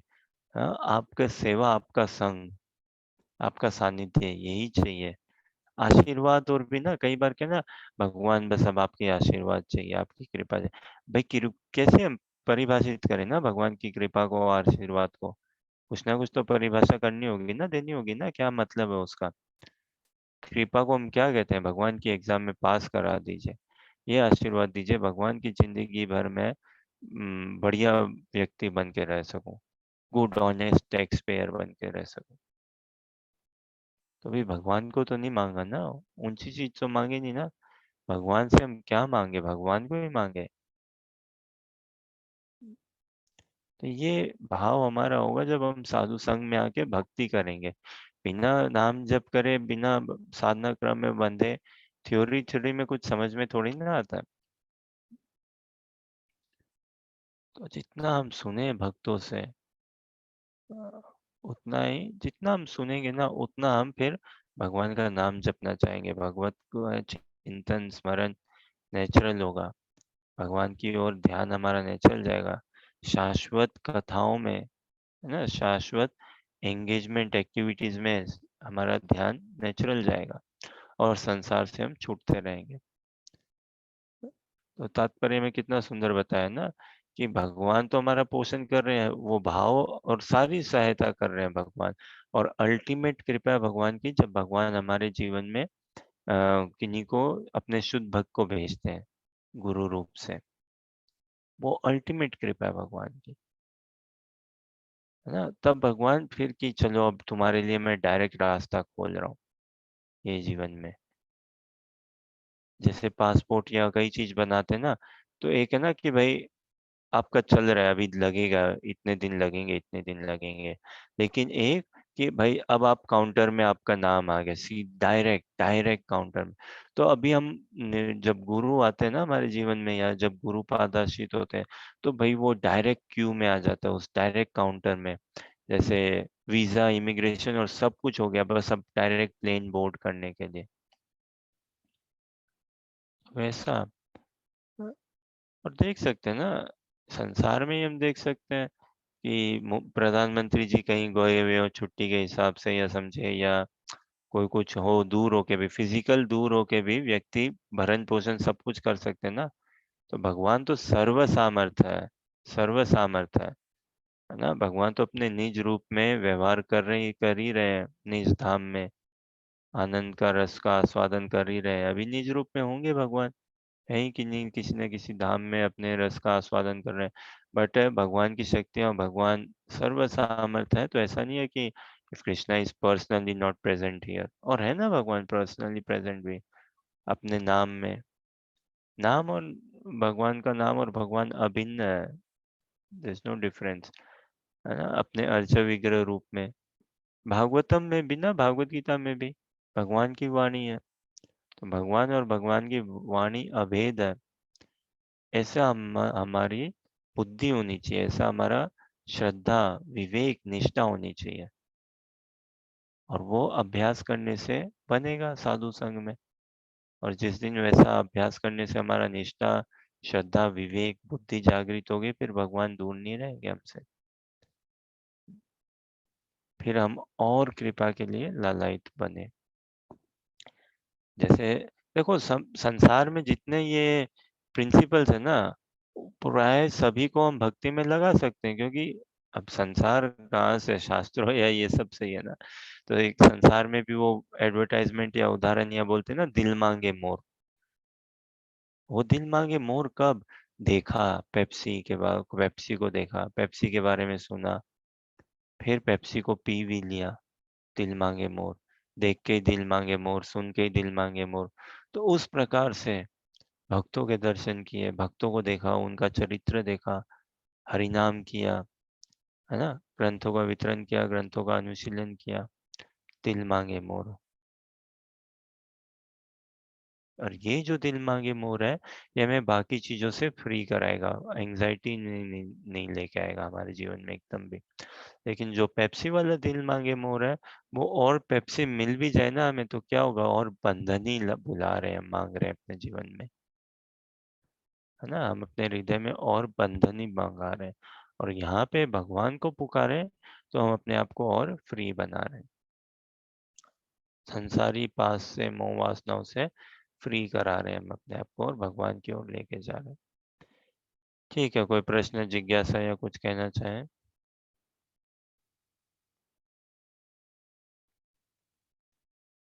Okay, let's see next.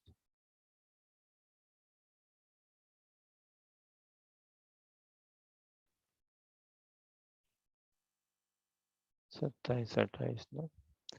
स्पर्शकृत्वा स्पर्शान् कृत्वा बहिर्बाह्य स्पर्शान् कृत्वा बहिर्बाह्य चक्षु चक्षु स्पर्शान् कृत्वा बहिर्बाह्यं चक्षु अश्वरेष्यवन्त आन्तरे भ्रुवो प्राणपानो समो कृत्वा नासाभ्य अन्तरचारिणो यतेन्द्रियमनोबुद्धिर्मुनिर्मोक्षपरायण विगते च या भयक्रोधो य सदा मुक्त एव स। ओके, हर्षा पढ़िए अनुवाद। समस्त इंद्रिय विषयों को बाहर करके, दृष्टि को बाहों के मध्य में केंद्रित करके, प्राण तथा अपान वायु को नथुनों के भीतर रोककर, और इस तरह मन, इंद्रियों तथा बुद्धि को वश में करके जो मोक्ष को लक्ष्य बनाता है, वह योगी इच्छा, भय तथा क्रोध से रहित हो जाता है। जो निरंतर इस अवस्था में रहता है, वह अवश्य ही मुक्त है। तात्पर्य: कृष्ण भावनामृत में रत होने पर मनुष्य तुरंत ही अपने आध्यात्मिक स्वरूप को जान लेता है, जिसके पश्चात भक्ति के द्वारा वह परमेश्वर को समझता है। फिर से पढ़िए। कृष्ण भावनामृत में रत होने पर मनुष्य तुरंत ही अपने आध्यात्मिक स्वरूप को जान लेता है, जिसके पश्चात भक्ति के द्वारा वह परमेश्वर को समझता है। जब मनुष्य भक्ति करता है तो वह दिव्य स्थिति को प्राप्त होता है और अपने कर्म क्षेत्र में भगवान की उपस्थिति का अनुभव करने योग्य हो जाता है। जब मनुष्य भक्ति करता है तो वह दिव्य स्थिति को प्राप्त होता है और अपने कर्म क्षेत्र में भगवान की उपस्थिति का अनुभव करने योग्य हो जाता है। यह विशेष स्थिति मुक्ति कहलाती है। मुक्ति विषयक उपयुक्त सिद्धांतों का प्रतिपादन करके श्री भगवान अर्जुन को यह शिक्षा देते हैं कि मनुष्य किस प्रकार अष्टांग योग का अभ्यास करके इस स्थिति को प्राप्त होता है। यह अष्टांग योग 8 विधियों यम, नियम, आसन, प्राणायाम, प्रत्याहार, धारणा, ध्यान तथा समाधि में विभाजित है। छठे अध्याय में योग के विषय में विस्तृत व्याख्या की गई है। 5वें अध्याय के अंत में तो इसका प्रारंभिक विवेचन ही दिया गया है। योग में प्रत्याहार विधि से शब्द, स्पर्श, रूप, स्वाद तथा गंध का निराकरण करना होता है और तब दृष्टि को दोनों बाहों के बीच लाकर अध खुली पलकों से उसे नासाग्र पर केंद्रित करना पड़ता है। आंखों को पूरी तरह बंद करने से कोई लाभ नहीं होता, क्योंकि तब सो जाने की संभावना रहती है। ना ही आंखों को पूरा खुला रखने से कोई लाभ है, क्योंकि तब तो इंद्रिय विषयों द्वारा आकृष्ट होने का भय बना रहता है। नथुनों के भीतर श्वास की गति को रोकने के लिए प्राण तथा अपान वायुओं को सम किया जाता है। ऐसे योगाभ्यास से मनुष्य अपनी इंद्रियों के ऊपर नियंत्रण प्राप्त करता है, बाह्य इंद्रिय विषयों से दूर रहता है और अपनी मुक्ति की तैयारी करता है। इस योग विधि से मनुष्य समस्त प्रकार के भय तथा क्रोध से रहित हो जाता है और परमात्मा की उपस्थिति का अनुभव करता है।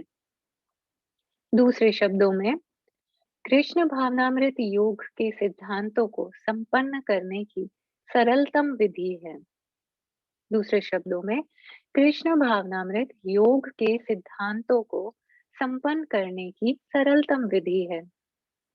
अगले अध्याय में इसकी विस्तार की व्याख्या होगी, किंतु कृष्ण भावना भावित व्यक्ति सदैव भक्ति में लीन रहता है, जिससे उसकी इंद्रियों के अन्यत्र प्रवृत्त होने का भय नहीं रह जाता। अष्टांग योग की अपेक्षा इंद्रियों को वश में करने की यह अधिक उत्तम विधि है।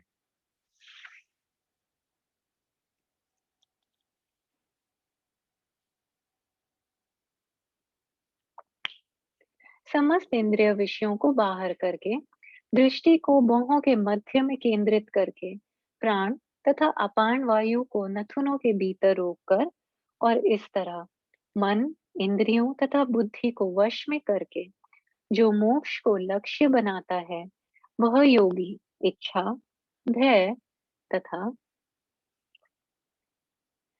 क्रोध से रहित हो जाता है।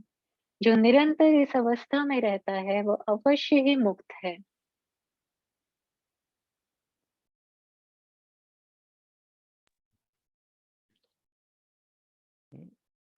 वास्तव में तात्पर्य का देखिए कितना सुंदर तात्पर्य। और पहला सेंटेंस तो कृष्णा भावनामृत में रत होने पर, रत मतलब एब्सॉर्ब्ड है ना, कंटिन्यूअल प्रैक्टिस या प्रॉपर प्रैक्टिस में रत होने पर मनुष्य तुरंत ही अपने आध्यात्मिक स्वरूप, स्पिरिचुअल आइडेंटिटी को जान लेता है, जिसके पश्चात भक्ति के द्वारा वह परमेश्वर को समझता है।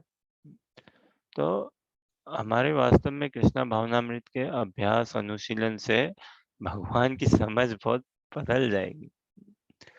इससे पहले तो प्राय सामान्य रूप से हम जो संसार में देखते हैं, थोड़ा समझते हैं, जो हमारे अभ्यास में है, भगवान की समझ थोड़ी ऐसी है। भगवान कौन? ऊपर वाला, नीचे वाला, इधर वाला, उधर वाला। ऊपर वाला प्राय तो हाँ? और कहाँ पे? ऊपर कहीं बैठा है, जिसके पास चाबी है सभी चीजों की, जो हमें दे सकता है। तो और हमें चाहिए क्या? गाड़ी, घोड़ा, मकान, प्राय यही चाहिए होता है। और ये किसके काबू में है? भगवान के काबू में, उस ऊपर वाले के काबू में। उससे ये मांग लो, या ये चलो गाड़ी, घोड़ा, मकान मत मांगो, अच्छी बात नहीं है, ये सब क्या मांगना है। तो फिर क्या मांगे? उससे मन की शांति मांगो, है ना। मन की शांति, बढ़िया, मन की शांति मांग लो, चलो ठीक है। कि वो कौन मन की शांति दे देगा? वो प्रेरणा देगा, वो शक्ति देगा कि हम दूसरों का हित कर सके, भला कर सके, इत्यादि। ये सब में भटकाव ही है ना, ये सब में हम भगवान से तो कोई संबंध ही नहीं मांग रहे, भगवान को तो हम मांग ही नहीं रहे। भगवान से मांग भी हम क्या रहे हैं? मांग रहे तो फिर माया ही, संसार ही, या थोड़ा पॉलिश्ड वे में मन की शांति या इत्यादि। इतना क्रॉस अगर गाड़ी, घोड़ा, मकान या हमारे कुछ अदर डिजायर्स, कुछ नॉट सो गुड डिजायर्स भी है ना, इसको भोगने का, उसको भोगने का, एक्सप्लोइट करने का, वो डिजायर्स भी नहीं मांग रहे हो, तो भी क्या? मन की शुद्धि, मन की शांति, ये भी कोई इतना इतना लॉफ्टी डिजायर नहीं है ना, इतनी लॉफ्टी इच्छा नहीं है। वास्तव में भगवान से मांगना है तो भगवान को ही मांग लेना चाहिए। भगवान को मांगना मतलब भगवान की सेवा, भगवान का संग। तो भगवान और विवेक देंगे कि भाई तुम्हें कोई शुद्ध भक्त तुम्हारे जीवन में मैं भेजता हूँ। तो जिस दिन, जैसा हम पहले बात करें ना, संसार में कमी गुरुओं की नहीं है, गुरु तो सर्वत्र है। गुरु तो अवेलेबल मौजूद है, हमें शिष्य बनना है बस। और जिस दिन हम शिष्य बन जाएंगे, गुरु भगवान सरफेस में ला देंगे। तो हमें शिष्य बनना है। And for this we need to make efforts, we need to cry out to Krishna, we need to cry our hearts out to Krishna. भक्ति में एक बहुत बड़ा दोष आ सकता है ना, एक बहुत बड़ी ब्लॉकेज, बाधा रूप में, कि अगर हम कहीं पे भी स्टक हो गए। ये स्टक होना ना, ये सेटल डाउन होना, ये भी कोई बढ़िया शब्द नहीं है, बढ़िया भाव नहीं है, बढ़िया विचार नहीं है। बोलते ना भाई, okay I am settle down, stuck हो जाना। ये भक्ति हमें कोई स्टक कराने के लिए नहीं है, या सेटल डाउन कराने के लिए नहीं है। We don't want to settle down 4 माला, 8 माला, 12 या 16 माला में भी, है ना।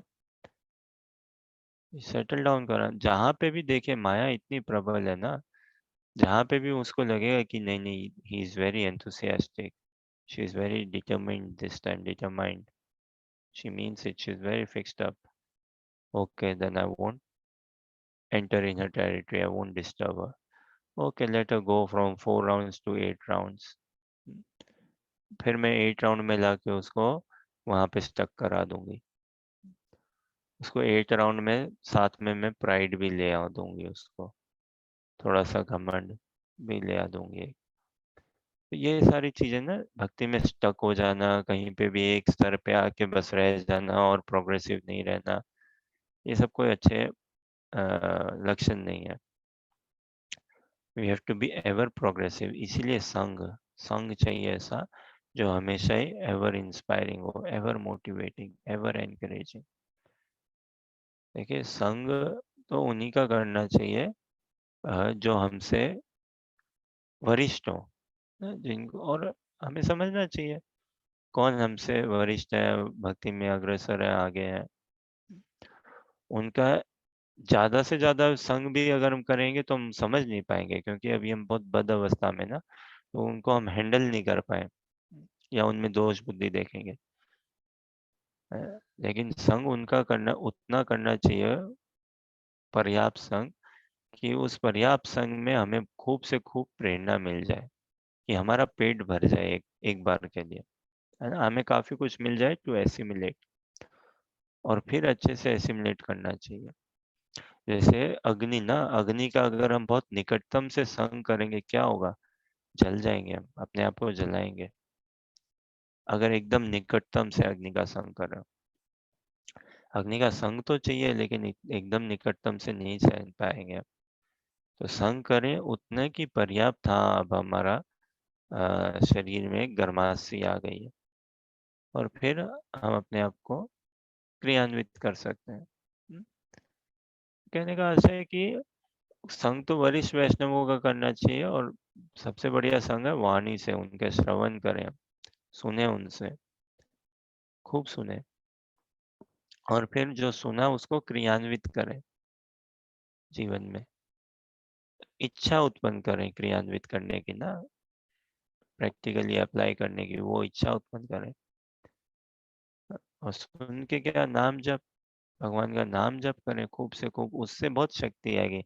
नाम जप से वास्तविक शक्ति, वास्तविक क्लैरिटी आएगी, वास्तविक कॉन्फिडेंस आएगा, वास्तविक विवेक आएगा, to how to discriminate, how to distinguish, how to apply.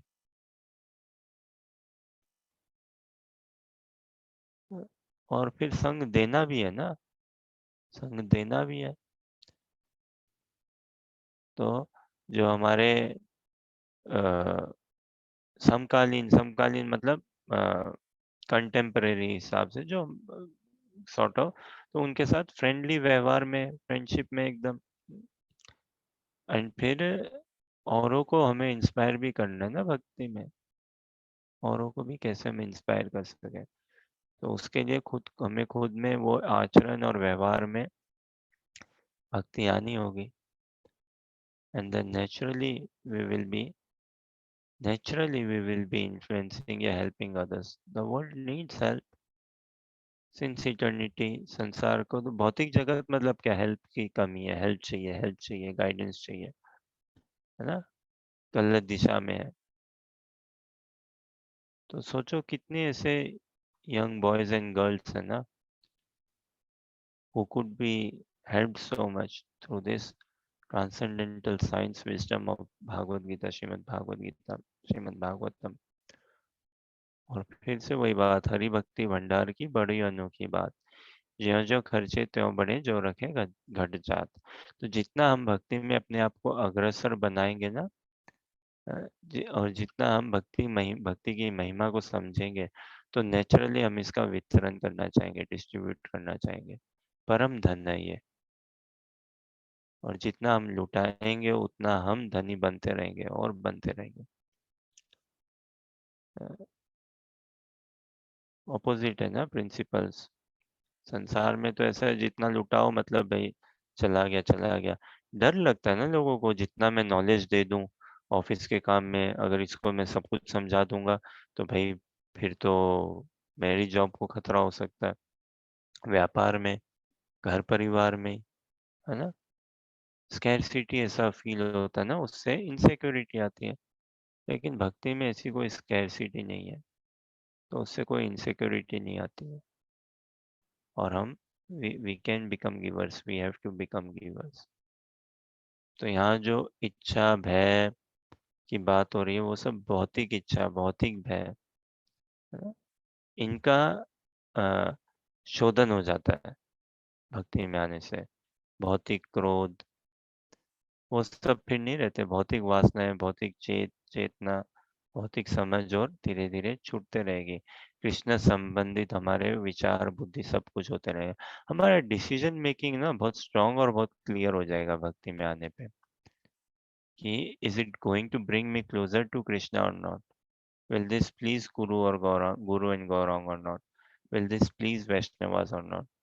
Is it ultimately good for my eternal life or not, for my spiritual practice or not?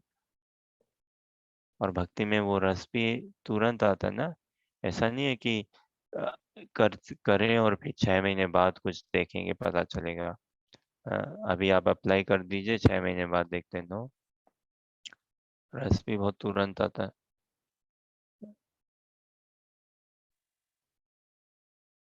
तो इस प्रकार से ऐसे हम अपने आप को धीरे धीरे शुद्धिकरण की ओर और ले जा सकते हैं। तो पूरा भक्ति अनुभव में है और इसको हम एक्सप्रेस कर सकते हैं भगवान को। Krishna likes to talk, Krishna likes to listen, loves listening, he loves reciprocating, he loves because he wants to be in a relationship, he loves being in a relationship। तो जितना हम अपने आप को खोलें भगवान के लिए, भगवान उतने तत्पर है हमारे लिए। बोलिए हरे कृष्णा कृष्णा कृष्णा हरे हरे, हरे राम राम राम हरे हरे। तो आज यही विराम देखें या कोई प्रश्न जिज्ञासा या कुछ कहना चाहो आप लोग?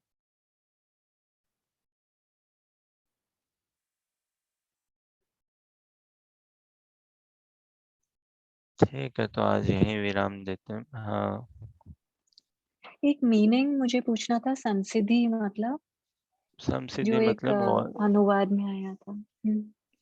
समसिद्धि मतलब ऑल परफेक्शन, सिद्धि मतलब ओके। परफेक्शन, सिद्धि मतलब परफेक्शन है ना। और समसिद्धि मतलब सम्यक रूप से परफेक्शन।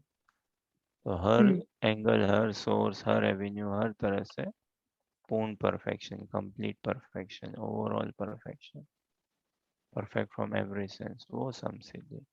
तो भगवान के भक्ति में हम जुड़ेंगे तो समसिद्धि को पाएंगे आराम से, नेचुरली। प्योरिटी से परफेक्शन होता है।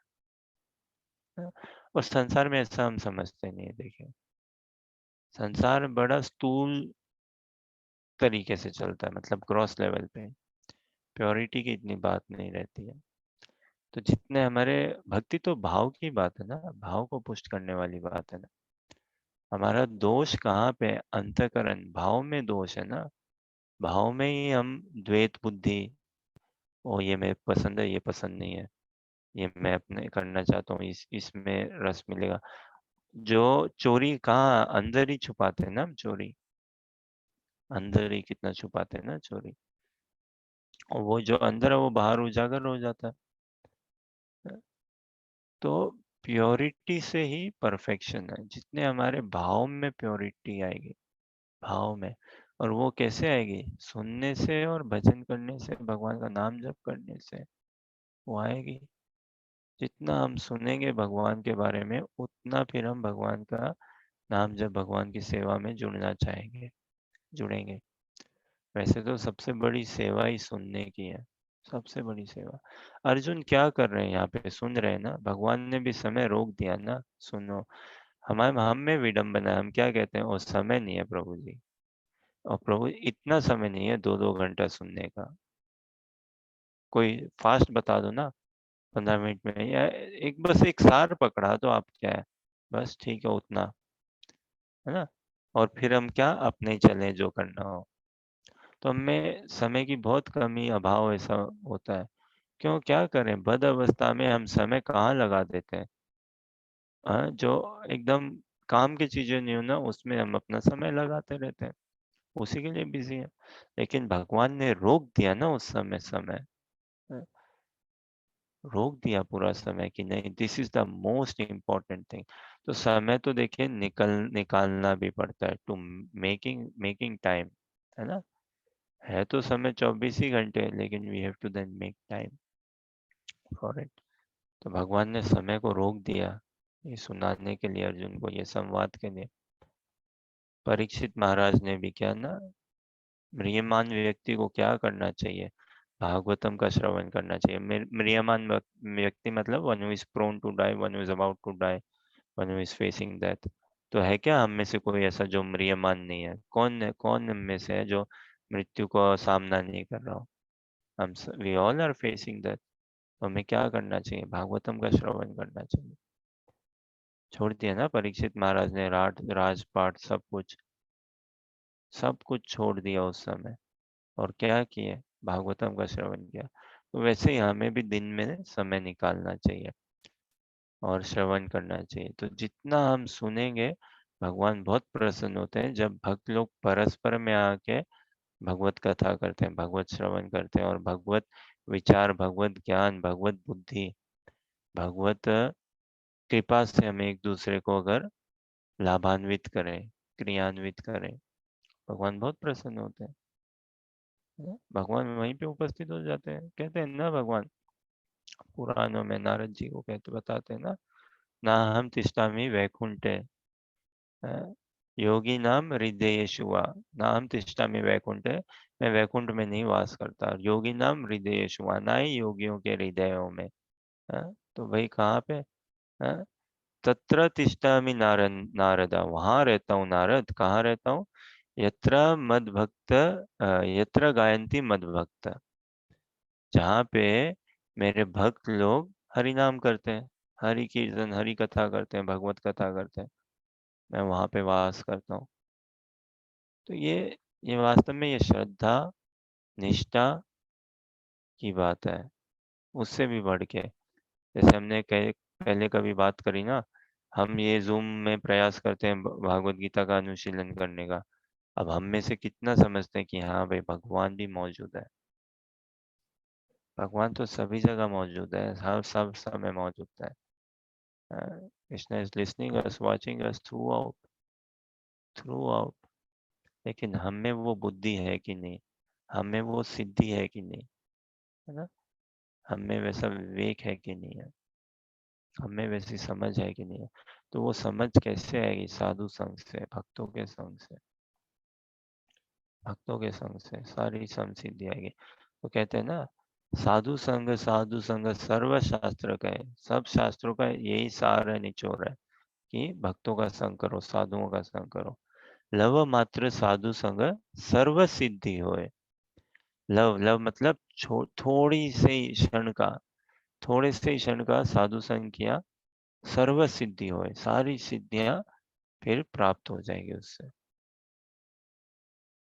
संसार में भी ऐसे ही देखते ना, वो मेरे जीवन में वो आए थे दो, थोड़ी देर के लिए, वो प्रोफेसर, वो ये आए, वो आए, और बस मैं पूरा मंत्र मुग्ध हो गया। तो वैसे ही लव मात्र साधु संग, वो बोलते ना इंटरोगेशन करनी है उस विक्टिम या क्रिमिनल की, बस मेरे को आप सर आप मेरे को आधा घंटा दे दो, मैं इसे सच निकलवा दूंगा, सच उगलवा दूंगा। तो ऐसा ही लव मात्र साधु संग करें, सर्व सिद्धि हो। कृष्णा भावनामृत प्रोसेस बहुत सिंपल, सरल और सुखद बन जाता है जब हम अच्छे साधु संग में हो, है ना। सजातीय स्निग्ध, सजातीय आशा, स्निग्ध सतोवरे, जब हम सजातीय संग में हो। सजातीय मतलब जहाँ एक ही लक्ष्य से हम लक्षित हो, बंधे हुए हो। सजातीय स्निग्ध आशा सतोवरे, स्निग्ध मतलब जहाँ पे प्रेम का, उस संग में प्रेम की बात भाव हो, है ना। आपस में संग में तो खूब प्रेम होना चाहिए ना, जितना हम भक्तों में प्रेम रहेगा उतना ही छलकेगा ना कि हाँ भगवान भी प्रसन्न हो गए ना, हाँ मेरे भक्तों में परस्पर प्रेम है। उसी से पता चलता है कि हम कितने भक्ति में आ गए, कैसा हमारा व्यवहार होता है भक्तों के संग में, उसी से। तो सजातीय साधु संग, सजातीय भक्तों का जो भगवान के इसी रूपानुगा भाव में, या इसी प्रकार से कहूँ मंजरी भाव में, जो महाप्रभु की जो शिक्षाओं के अंतर्गत जो बड़े अच्छे से मिंगल्ड हुए हैं, है ना, उन भक्तों का संग करें, प्रेम में संग, सतोवर है ना, और जो हमसे वरिष्ठ उनको हमें वरिष्ठ मानना चाहिए, जानना चाहिए, मानना चाहिए, स्वीकार करना चाहिए स्वाभाविक ही रूप से। तो फिर भगवान दूर नहीं है ना। अगर भगवान को समझना, भगवान के भक्त को अगर हम समझ लें तो भगवान समझ में आ जाएंगे। तो ये समसिद्धि ना। सिद्धि परफेक्शन पे काम करना है, लेकिन परफेक्शन कैसे होती है, कहाँ से होती है? प्योरिटी से ही। प्योरिटी, एक्शन बाद में आता है इत्यादि, एक्ट परफेक्टली इत्यादि। पहले भाव में शुद्धता, विचारों में शुद्धता, है ना, इच्छाओं में शुद्धता, प्योरिटी से। और वो प्योरिटी कहाँ से? वो हृदय की बात है ना। हृदय अपने आप स्वच्छ रूप से हमारा निर्मल होता रहेगा जितना हम ये साधु संग करेंगे, भक्तों का संग करेंगे।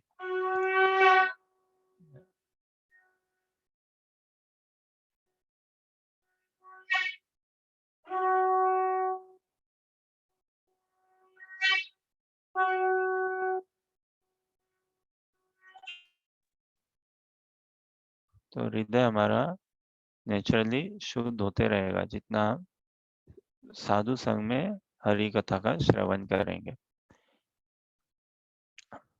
प्रभुपाद जी कहते थे ना, प्रभुपाद जी बड़े प्रसन्न होते, तो यही प्रभुपाद आचार्य सभी की यही प्रार्थना इच्छा, श्री शिखोड़ंतर मायापुर शशि की इच्छा, क्या कि एक मेरे को ऐसा सिंसियर शिष्य कौन जो सिंसियर, बाबा बिना सिंसियरिटी के शिष्य नहीं होता।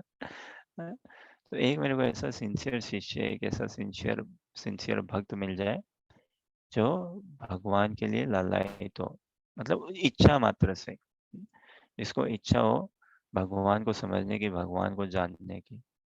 और उसके लिए क्या चाहिए? बस सुनने का। तो प्रभुपाद तो कहते भाई मेरे को तो एक ही शिष्य चाहिए जिसको मैं पेड़ के नीचे भी बैठ के भागवत गीता भागवतम का श्रवण करा सकूं उसको। बस एक सिंसियर सोल चाहिए।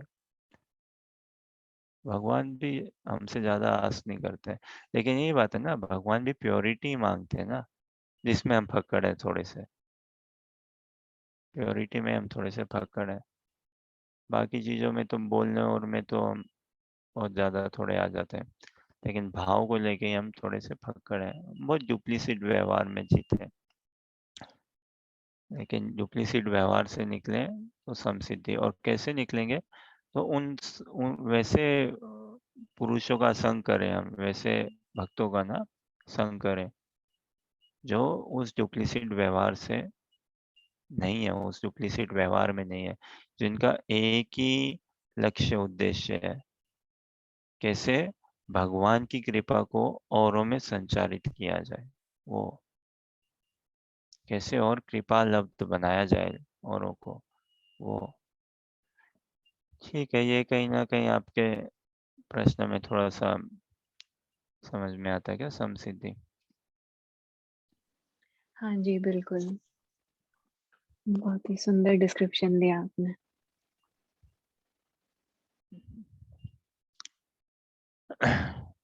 संसार में बताऊं, ये सुंदर शब्द बहुत सुंदर है, बड़ा सुंदर है, सुंदर शब्द। लेकिन संसार की सुंदरता हम संसार में समझ नहीं सकते।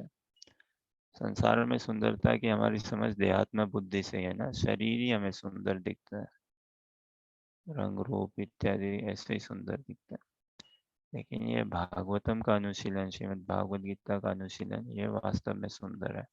देखो कहने को तो क्या है, शब्द ही है ना, क ख ग घ जोड़ के ये सब बने, लेकिन भाव है ना, ये दिव्यता, कृष्ण के संबंध से, कृष्ण कृष्ण से अद्वितीय, अलग नहीं है, भेद नहीं है, अद्वितीय ही है, अद्वितीय नहीं है, अलग नहीं है, none other than Krishna, Shrimad Bhagavatam, Shrimad Bhagavad Gita. तो इट इज ट्रांसेंडेंटली ब्यूटीफुल, ये संदेश। संसार में अन्यथा जो सिद्धि की बात है, परफेक्शन के लिए तो सभी बोलते हैं ना, जॉब में परफेक्ट बनो, क्लीनिंग में परफेक्शन लाओ, एप्लीकेशन में perfection, so many such things ना, कुकिंग में परफेक्शन इत्यादि। बट उसमें एजेंडा थोड़ा अलग रहता है, एक प्रेशर या एजेंडा या वो भाव की पूरी अलग एक रहता है। और ये आत्मा का विलास है। खैर, तो भगवत भजन में हम जुड़ेंगे तो perfection will follow us, perfection will follow us. Purity से अगर हम जुड़ेंगे ना भगवत भजन में, तो फिर perfection will follow us, and more than perfection, one who is excelling, he is perfecting. One who is in excellence mode, he is in perfection mode. Otherwise हम केवल परफेक्शन के पीछे रहेंगे ना, तो प्राइड भी साथ में आ जाएगा, ईगो भी साथ में आ जाएगा। लेकिन हम एक्सेलेंस मोड में रहेंगे तो हम अपने आप को ईगोइस्टिक नहीं बनाएंगे, प्राइड नहीं आएगा फिर। क्यों? I am still excelling, I am still purifying myself, I still need to purify myself, I need more and more purity. तो वैसे भाव में फिर अभिमान, घमंड नहीं आएगा। और भगवान को पसंद नहीं ना घमंड। घमंड तो देखिए संसार में एक ही जने पे शोभा देता है, कृष्ण पे, क्योंकि ही कैन इजीली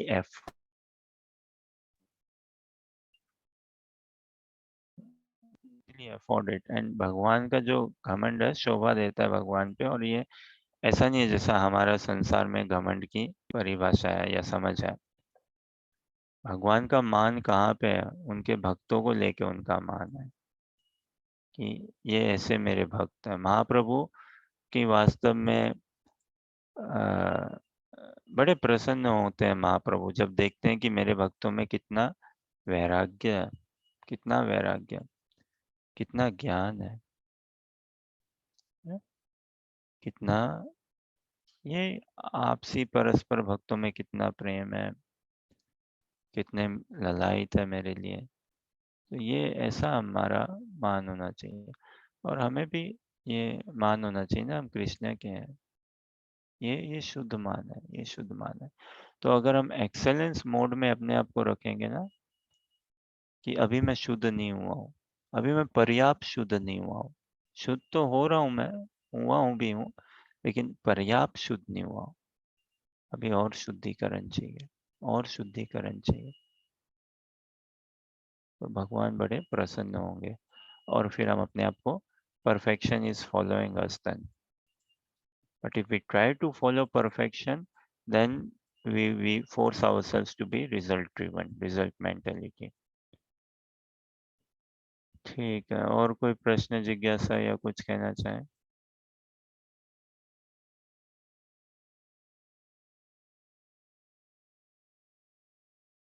ठीक है, तो आप सबके समय और धैर्य पूर्वक संग के लिए बहुत बहुत धन्यवाद।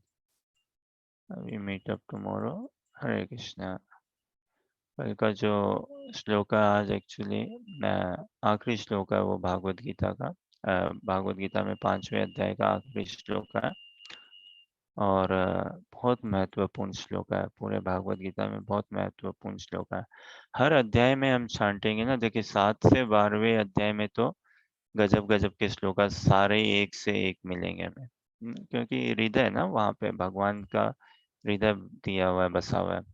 वैसे विशेष करके चौथे में भी है, 15वें में भी है। कल का श्लोक भी बहुत उच्च कोटि का श्लोक है, क्योंकि भगवान अपना थोड़ा डायरेक्ट परिचय बता रहे हैं, अपना डायरेक्ट स्वरूप के बारे में भगवान हमें बता रहे हैं।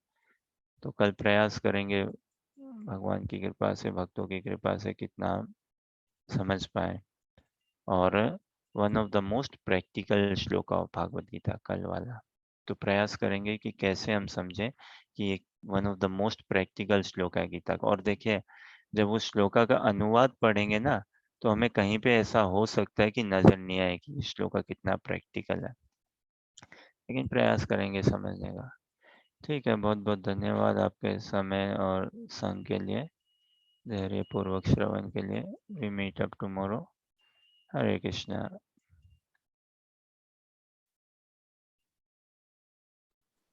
हरे कृष्णा। हरे कृष्णा।